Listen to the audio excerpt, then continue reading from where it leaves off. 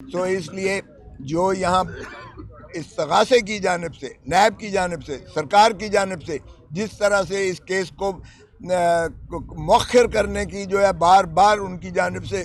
جو ہے تاریخوں پر تاریخیں لی جا رہی ہیں، جبکہ ہم کہہ رہے ہیں کہ ہم بے گناہ ہیں اور ہمیں مخلصی دی جائے، ہمیں رہائی کی جائے. اور میں نے 94 کی دفعہ 94 کی ایک درخواست دے رکھی ہے کہ 47 سے لے کر آج تک توشہ خانہ سے جن صدور نے، جو وزرائے اعظم نے، جو گورنرز نے، جو اکابرین نے جتنے تحائف لیے گئے ہیں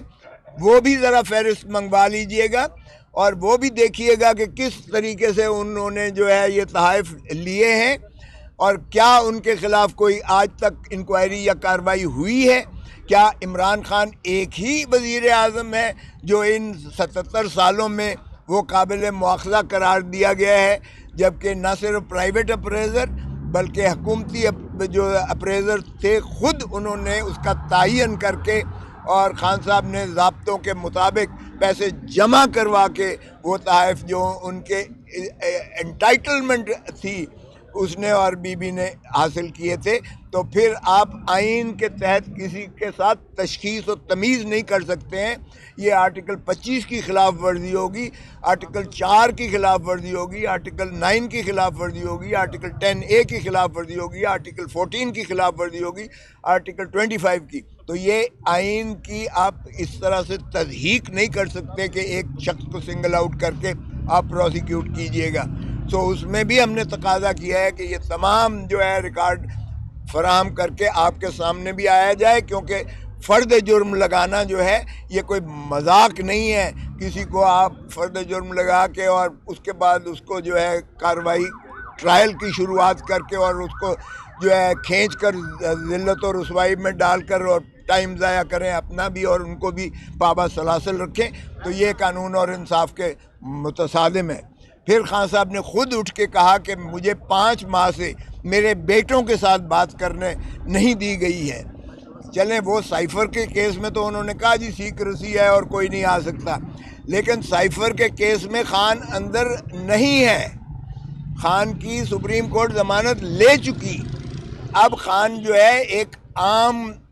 جو ہے کیس میں موجود ہیں اور ان پر کوئی ایسی سیکریسی والی بندش نہیں اطلاق کیا جا سکتا. تو جج صاحب نے اس پر جو ہے ان کو حکم دیا ہے کہ ان کو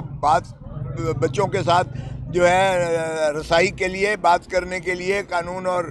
جیل مینول کے تحت ان کو اجازت دی جائے تاکہ یہ فون پر اپنے بچوں کی خیریت دریافت کر سکیں اور ان کے ساتھ گفت و شنید کر سکیں. سو یہ کارروائی ہے جو آج ہوئی ہے. جی آپ سوال کیجیے گا اگر کرنا چاہتے ہیں. سر بتائیے گا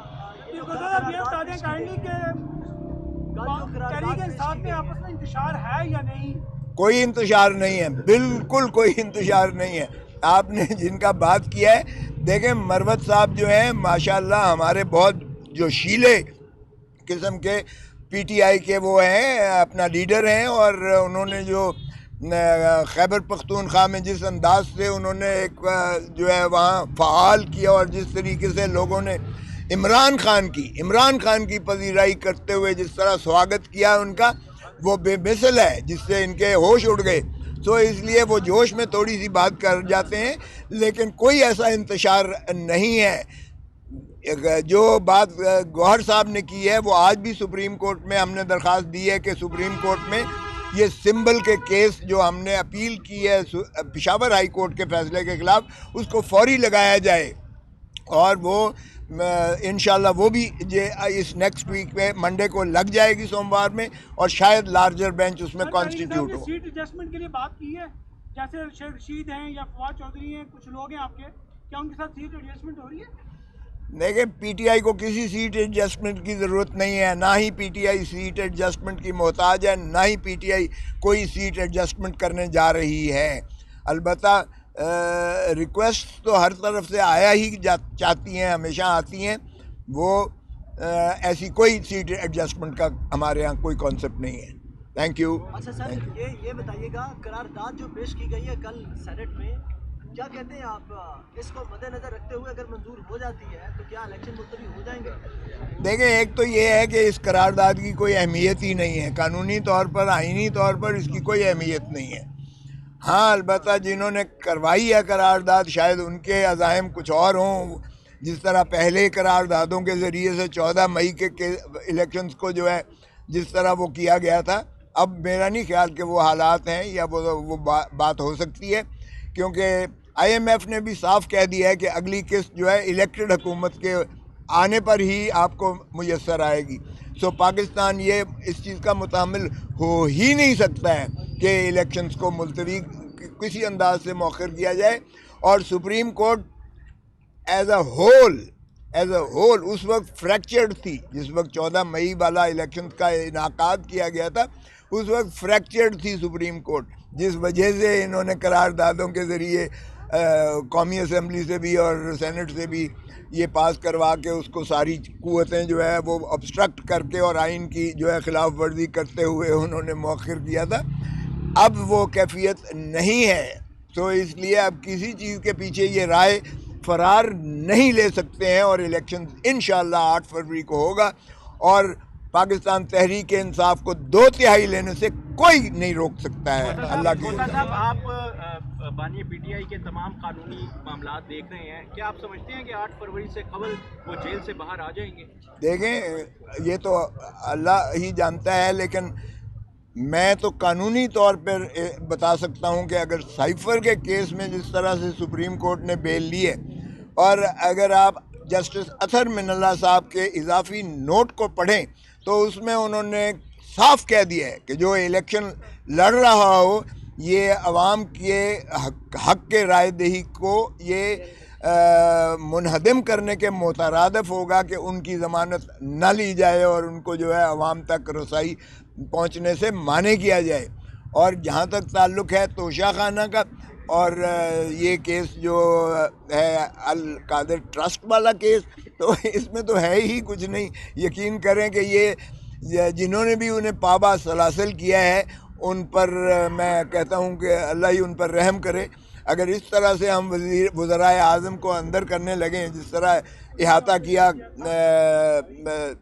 جسٹس اطہر من اللہ صاحب نے کہ ہم اپنے وزرائے اعظم کو کسی کو پھانسی دیتے جائیں، کسی کو پابا سلاسل کرتے ہیں، کسی کو ہم تاحیات جو ہے یہ نااہل کرتے ہیں، تو خدا را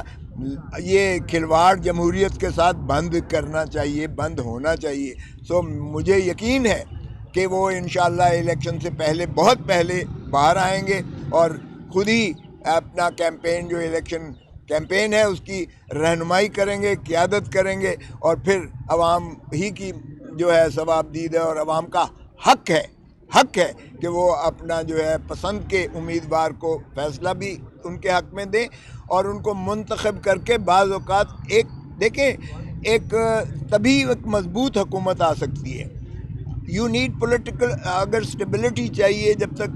سیاسی استحکام نہیں ہوگا، معاشی استحکام ملک میں نہیں آ سکتا ہے۔ ملک ترقی کر ہی نہیں سکتا جب تک سیاسی استحکام نہ آئے، اور سیاسی استحکام کی بنیادی ضرورت ہے شفاف elections, free and fair elections, بر وقت الیکشنز کروانا، اور الیکشن کروا کر ایوان جو منتخب ہو کر آتے ہیں انہی کا پھر سے حکومت بنتی ہے، اور پھر انہی کی جو ہے حق ہوتا ہے حکمرانی کا، اور وہی ملکیت جب تک ہم عوام کو نہیں دیں گے اس معاملے میں ان کو، تب تک پاکستان ترقی نہیں کر سکتا ہے۔ تو اس لیے یقیناً باہر آئیں گے اور جلدی۔ صاحب یہ بتائیے گا کہ سپریم کورٹ نے کہا تھا کہ الیکشن جو 8 فروری ہے پتھر پر لکیر ہے، کل قرارداد کا منظور ہونا، اس کے بعد پی ٹی آئی کے ایک سینیٹر بھی وہاں پہ موجود تھے، تو یہ بتائیے گا کہ کیا آپ نے جو پی ٹی آئی کے سینیٹر وہاں پہ موجود تھے ان سے وضاحت طلب کی ہے، اور دوسرے یہ بتائیے گا کہ کیا سپریم کورٹ انٹروین کرے گی اس معاملے میں؟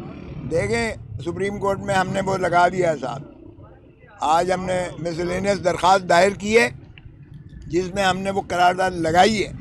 اور ہم یہ کہیں گے، استدعا کریں گے کہ جناب یہ دیکھیے گا، یہ آپ کے جو فری فیئر اور بر وقت الیکشنز کے انعقاد جس کو آپ نے کہا تھا یہ پتھر پر لکیر ہے، تو اس کے ساتھ یہ کھلواڑ کرنے جا رہے ہیں اور یہ انہوں نے قرارداد کی ہے۔ جو آپ کہتے ہیں ہمارا سینیٹر جو ایک موجود تھا اس کو نوٹس دے دیا گیا ہے، اگرچہ اس نے کہا میں نے مخالفت کی، اس کی نو کہا میں نے، باہر کا وہ پارٹی دیکھے گی کہ کیا ہوتا ہے، لیکن پہلی چیز تو یہ تھی کہ جب 14 سینیٹر بیٹھے ہوئے تھے تو یہ کورم ہی پورا نہیں تھا، اور یہ نشاندہی کرنا اس کا بھی فرض تھا اور باقیوں کا بھی فرض تھا، اور چیئرمین سینٹ جو اوپر بیٹھے ہوئے تھے ان کے سامنے تھے، ان کو بھی کاؤنٹ کر کے تو ان کو مؤخر کر دینی چاہیے تھی، وہ جو ہے قرارداد پیش ہی نہیں ہونے دینی چاہیے تھی، کیونکہ کورم پورا نہ ہو تو اس کارروائی کی ویسے ہی کوئی حیثیت نہیں ہوتی ہے۔ ہم نے نوٹس دیا ہے اس سینیٹر کو یقیناً، اور وہ جو بھی کارروائی ہوگی وہ آپ کے سامنے